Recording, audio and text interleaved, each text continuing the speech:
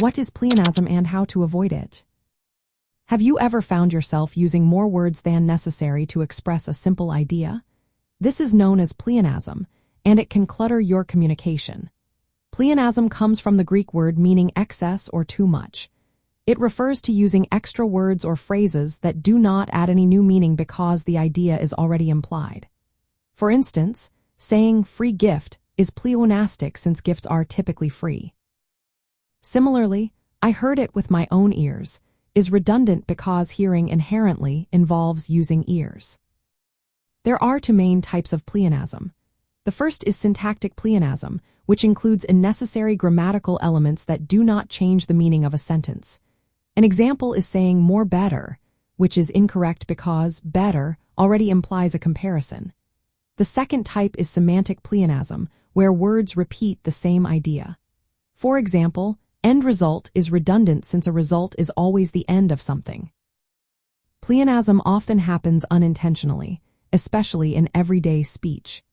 It can be seen as a stylistic error because it adds bulk without providing any additional information.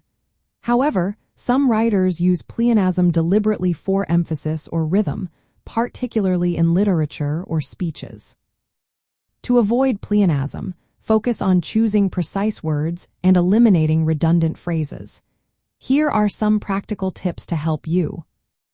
First, look for words or phrases that repeat the same idea.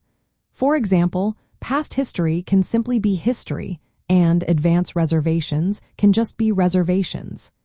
Next, remove modifiers that are already implied by the noun itself. Saying free in free gift is unnecessary.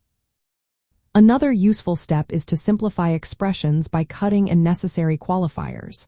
For instance, instead of saying my own eyes, just say my eyes. Always review your sentences to see if removing a word changes the meaning. If it does not, that word may be pleonastic. Using dictionaries or style guides can also help confirm the inherent meaning of words, ensuring you avoid redundant descriptions. For example, instead of saying he shouted loudly, just say he shouted, since shouting implies loudness.